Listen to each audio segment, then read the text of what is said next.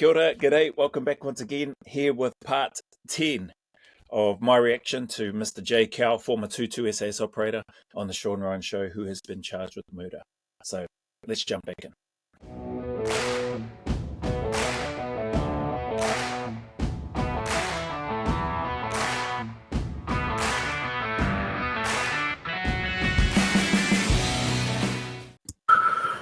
There are good people out there doing good things. There are plenty of good charities out there, and there is a lot, but it's not enough. And it's generally the community serving the community, if that makes sense. Yes, it does. Do you understand what I mean by that? Yes. Yeah, it's a shame. I mean, it sounds like the people want to help, but as we discussed at the beginning, and we'll get into more detail at the end, the government's doing the opposite. They're making it worse. They're making it harder for us. Yeah. Let's take a quick break. Sure. We're getting into Tier 1 operations. Yeah. So I went on selection 2012. As soon as I'd completed selection, it was like the perfect thing for me. Finished on like a Friday. Belt, beret, end of the process. Couldn't have been prouder. Like, honestly, it was it felt, some kids wanted to grow up and be an astronaut. Some guys want to be soccer players or play in the NFL or be a quarterback, whatever it might be. I just Or be an All Black. wanted to be in a regiment. From a very early age, I was aware of it, and it was always seen as the pinnacle, in my opinion. And I think there's something to be said for achieving a lifetime goal at the age of 24. It's great, but then when that wears off, you're like, oh, what do I do? There was a little bit of that, but it wasn't an anticlimax at all. I love that he's still really young too when he passed. So at 24, achieving I think he said a lifetime goal to want to get in there. It's really cool for me to hear other people's stories and journeys into the regiment, whether it was New Zealand, Australia, the UK, whether it's American Special Forces, whatever. It's always I've typically always been able to find some sort of connection, regardless of who I'm listening to or who I'm speaking with, if they've served in the unit. And it amazes me. It blows my mind in terms of a lot of the similarities in terms of mindset and when the decision was made, when they happened to come across it or what drove them. There are times where there's been complete differences and people have had their own journey to get there. But man, it's cool. So just listening to Jay, I can already hear and pick up on some similarities. The fact that he's young too, 24. So again, in the UK, a lot of the peanut gallery that want to jump in and say you got to be late 20s to early 30s before you'll even be considered to get in there. Again, just another example where that's clearly not the case. Colin McLaughlin, again, not the case. He was early 20s as well when he got in there. So this is awesome to hear it from the actual people that have been there, done that. I finished. I then went out to the States. The first time I'd ever been to the States, flew into LA, and then went down to El Centro and did a bunch of jumping out there because we couldn't finish the jumps course in the UK because of the weather's fucking shit. So we went out to... you had to go to California. Yeah, we do that quite often. I've probably done maybe, I don't know, 20 or 30 odd trips to California. Oh, I'm sorry to hear that. For jumping. Yeah. Real quick, I actually do have a question. Go. We don't have to go into SAS training and all of that, Yep. But I do want to ask, I mean, with that deployment that you just described, 180 contacts in one day. Yeah. Did they know you were a part of that? Yeah, it's a very good question, Sean. It was interesting because when we turned up on selection, that sort of generation of guys, the cadre, we call them DS, the directing staff, who are obviously, paid up members of the regiment, Hereford and Poole, that oversee the selection process. They've all got a wealth of knowledge and experience, and I look up to them like gods, still do. All super impressive guys. And they're there to do a job. They're there to select people to get into they're the gatekeepers of this regiment and what it's about, And they're looking at everything from, skill set to character.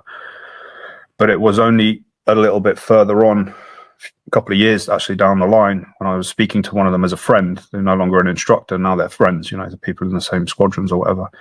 And they said they were very wary of our generation because they knew that we'd been in the fucking mixer and we'd done stuff that they hadn't done.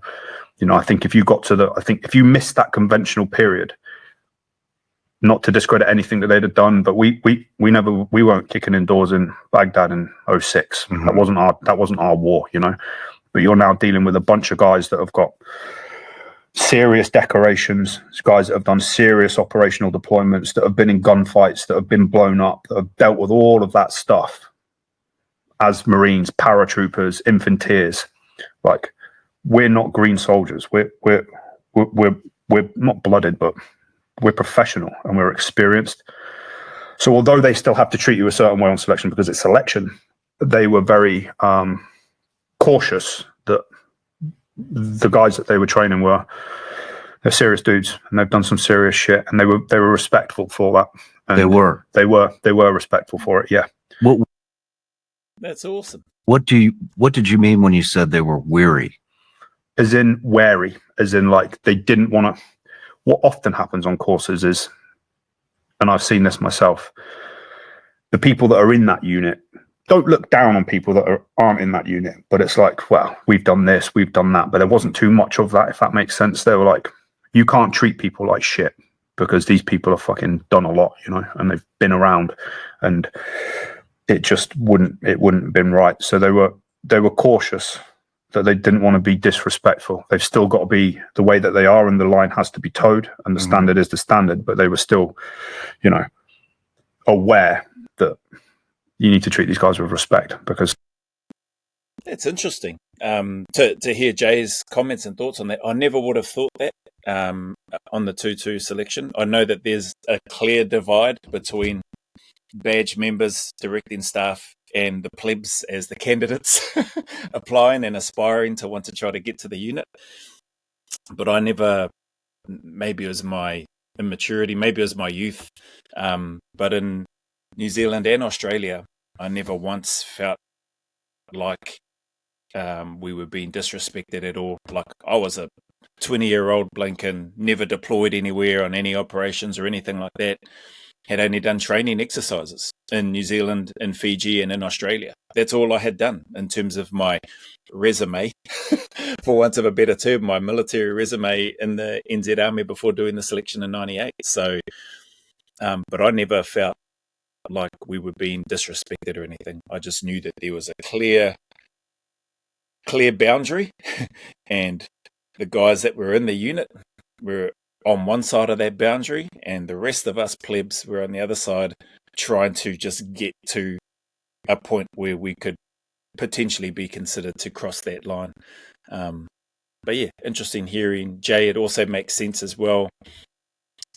Clearly, the guys from 2-2 and the directing staff that were there, like Jay said, knew that him and his cohort had been there and done a heck of a lot of stuff, which is massive respect to them. You can't help but be respectful to that, right? But the staff aren't going to take it any easier. They're not going to give any quarter just because you've got a whole bunch of operational experience. At least I don't think that would have been the case anyway. Some of them have given a shit ton to their country. Some of them have been through a hell of a lot of stuff. And just because that guy might not fit the mold or pass the standard, don't disrespect them to the point where it's like belittling them or undervaluing their previous experiences. And I think they navigated it quite well. If I'm honest, I think they did. That's cool. But yeah, I would have been surprised if they did. If operators from 2-2 or anywhere would treat their or maybe not their peers, but would treat other members as inferior or disrespectful or belittling them. I couldn't see that happening. But cool to hear Jay. Maybe Jay has seen it. I think he did mention he's seen this happen before. That's pretty disappointing or pretty poor if that does happen. Yep, you be professional and you speak to the candidates in a certain way, but there's no need to, I suppose, belittle them, to use Jay's words, I think. I mean, it's almost, I mean, there are not many people on the planet that have experienced war. And out of the people that have experienced war, there is a small fraction of those that have experienced what you just described. And so, I mean, even though the experience is radically different,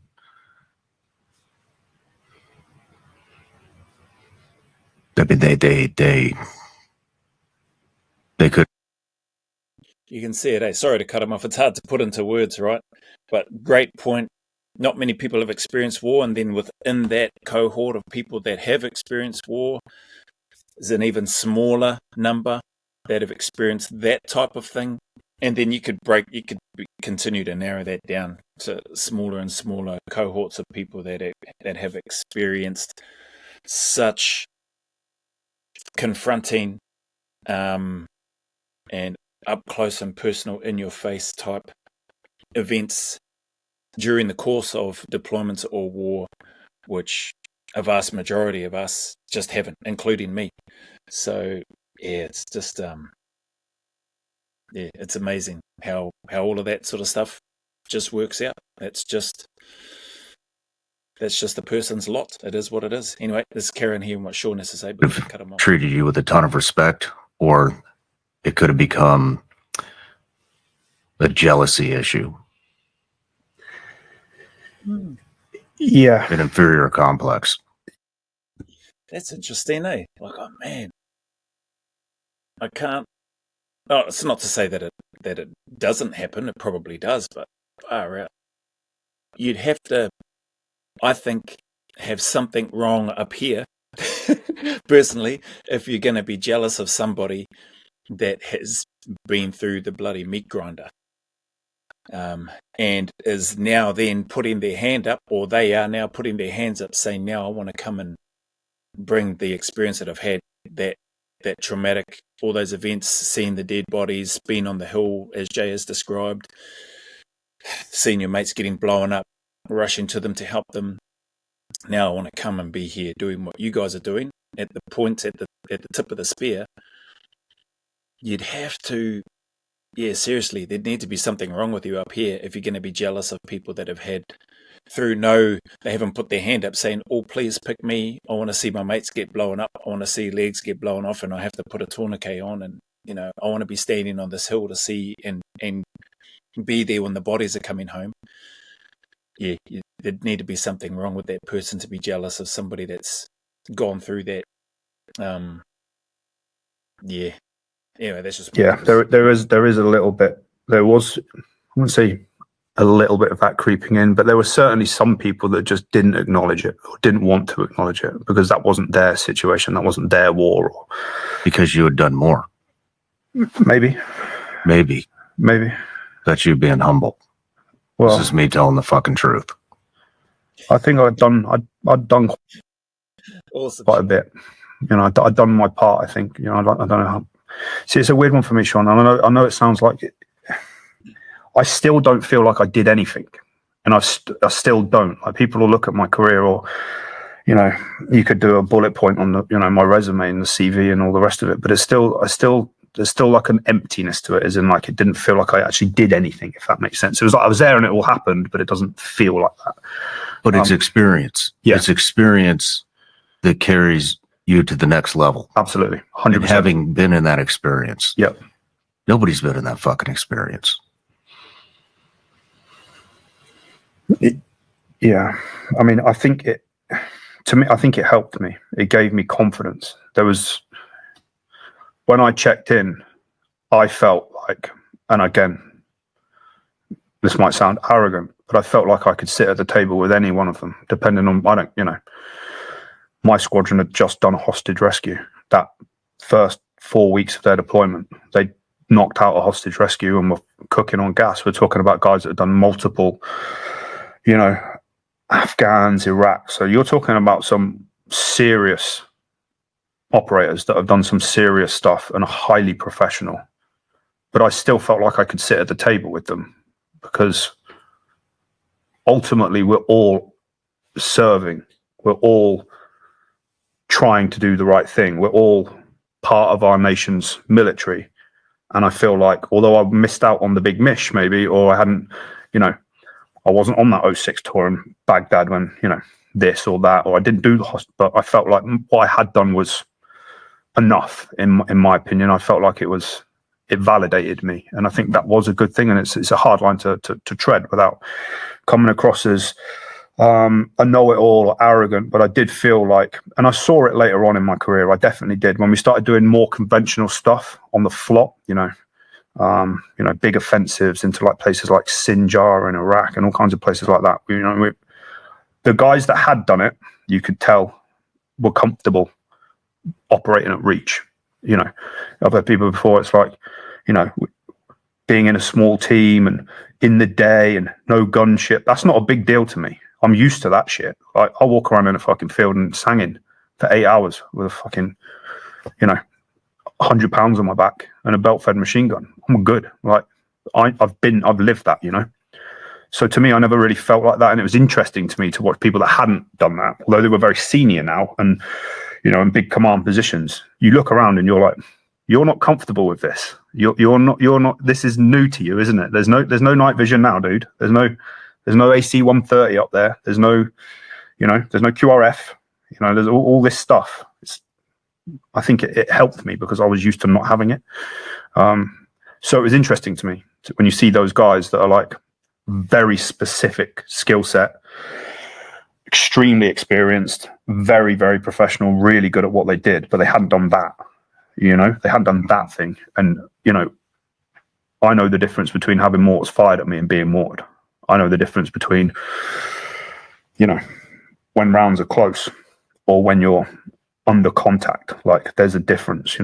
Firefights generally don't last that long in tier 1 operations, and they're not always, careful what I say here, but if you do it right, it should be one way for the most part, or it should be very short-lived. You've got so much to bring to bear and so much, skill and talent there that we generally get used to winning. All I'd ever known was losing. All I ever did before we got to the regiment was be on the receiving end of stuff, So I'm comfortable with that. I'm comfortable in that situation, and I think that kind of helped me. I think it definitely did. I think it was definitely a good thing.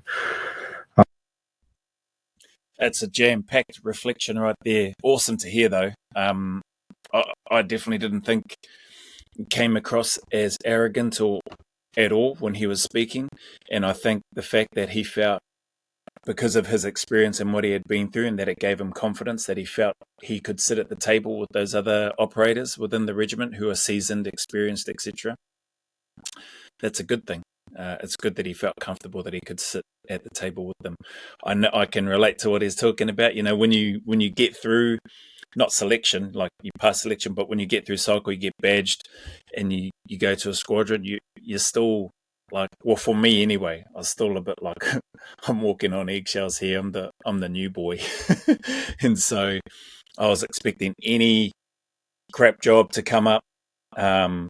Cleaning, sweeping, whatever it was, I was expecting that to be thrown my way, and I was cool with that. But you know what I discovered, at least for me, in the Australian Regiment, I didn't encounter that at all. The guys there in my troop and in my squadron are awesome. What I saw was guys that got in and just worked. My 2IC, the senior operators within my team, the patrol commander, the troop sergeant, the SSM, I just saw them working. There was stuff to be done. We've got to get our briefs, whether it's in your troop, whether it's your squadron, then you go and get your kit and your gear. Everybody was just working, doing what they needed to do.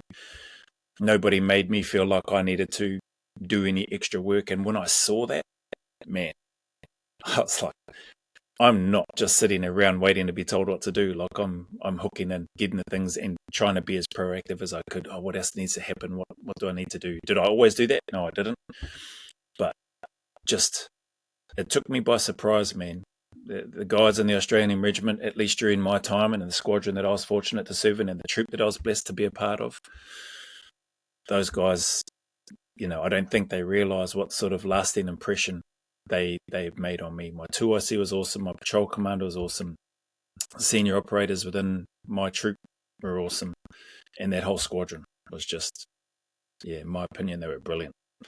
Anyway, I love what Jay's spoken about here, his experience, and then seeing some of the badge guys that he spoke about, maybe not necessarily having that type of military conventional experience out on the ground, but him being there and him having that experience, no doubt it would have probably given them that might not have had that experience some confidence too, that they got people there that have been in that space before and know what they're doing. But I do think that, you know, that conventional side of life is important. I think like it pays out when you do if you do a generalist role, like, you know, crew serve weapons. I can operate a 50 cal. I can operate a GMG. I can be a JTAC. I can do this. I can do that. You know, I'm not saying I can do everything, but like I'm comfortable doing things that aren't just assault and building at night with night vision on, you know? We didn't have night vision. I mean, I'm asking because even, I mean, I only had 6 years of the SEAL teams, actually a little less than that.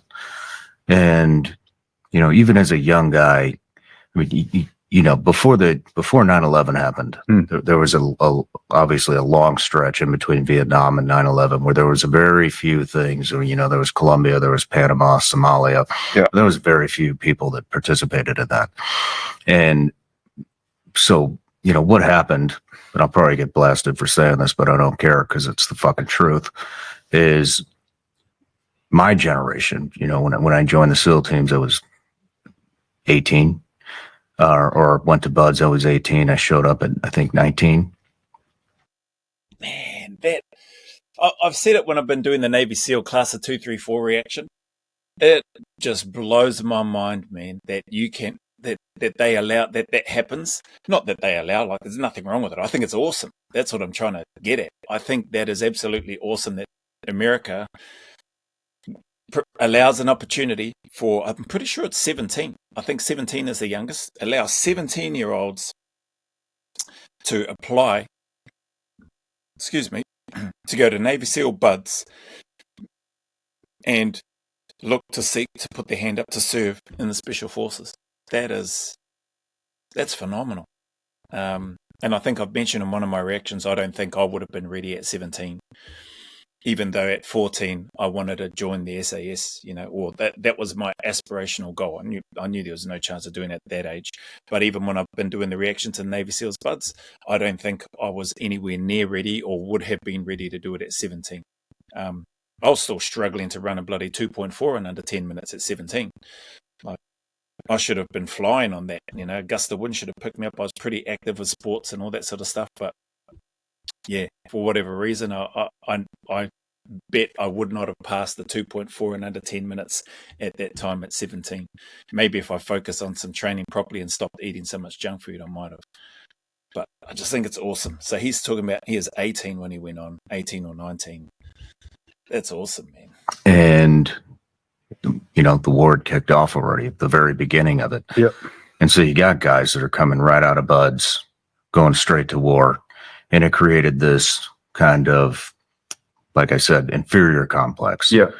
And instead of embracing, you know, the younger generation that's getting that experience and that's able to pass it on,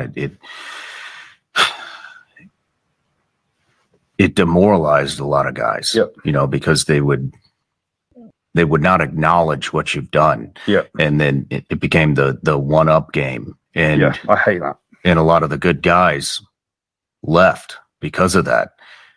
And the guys that had no experience just kept rising through the ranks, and it has created this fucking rot inside of the SEAL teams. Yeah. And now you have, and I'm not saying everybody, but you have brass at the very top who have never done a fucking thing, never been on an operation. Yeah. They've commanded operations from the talk. Yeah. They haven't been there. Familiar, Sean. And then they judge you, and then they put you under investigation, and they want to know about how the op went down. It is. They are fucking working against you because they never had those experiences, and they feel inferior. What powerful insight. And I love how Sean just puts it out there. Blinking, no filter, lads. I have heard of, now this is like, that's well outside my zone in terms of like, that's not in my lane, but I'm going to give a reaction to it anyway. But I have heard of, I've never met anybody that's come out and said it, but I have heard of and spoken with people that were part of a generation. Actually, one of the guys, well, he's well known now. I'm pretty sure it was Harry Moffat over in Australian SAS. He's got a book out, 11 Bats. Awesome guy, brilliant soldier, awesome musician. But I think I remember him because he had already been in the Australian regiment, passed selection, done cycle, was badged, and then he got out and then moved over to the UK for a bit. And then I think when things started kicking off, he come back. And I think he might have been part of the generation, obviously before mine, when I got to Australia, that had laid the foundation, laid an awesome foundation with regards to the work ethic, with regards to the training, with regards to the skill development, etc. But I think it was because it was quiet and nothing was happening. He was like, okay, well, I'm going to move on now. And I could be wrong here. I could be completely wrong, but this is some of what I think I remember from him. And then there's some other guys from NZ that spoke about they were part of that generation that missed the operations. But man, they can hold their head up with pride because of the foundation that they laid, the requirements to make it into the unit, any adjusting and support and advice and guidance that they gave to make any tweaks to that process, the training and the standards required from the green roll stuff to the black roll stuff to the parachuting to the demolitions to the resistance to interrogation to the combat survival to the list goes on, right? So although they, in my opinion, this is just my thoughts, although they may not have deployed on operations or to war, far out, they prepared generations like me coming through to have the confidence to be able to go if called upon. And that's huge, man, in my opinion. So it is sad to hear when there are people, that just get their nose bent out of shape because they didn't get a chance to deploy. Anyway, coming back, Harry Moffat, he obviously come back. He was on our cycle for a small part of it, but because he had already done selection, he'd already been badged, he'd already proven himself as an operator in the unit. He had been out for a little bit. I don't remember exactly how long. Might have been a couple of years or something like that. May have been a bit longer. Come back in, got his eye back in, so to speak, I guess, and then he was boom, gone, plugged back into a squadron, and the rest is history. He's done blanking 18, 20 plus years, something like that, just in the regiment, probably equally as many deployments, and just a really good human being. So,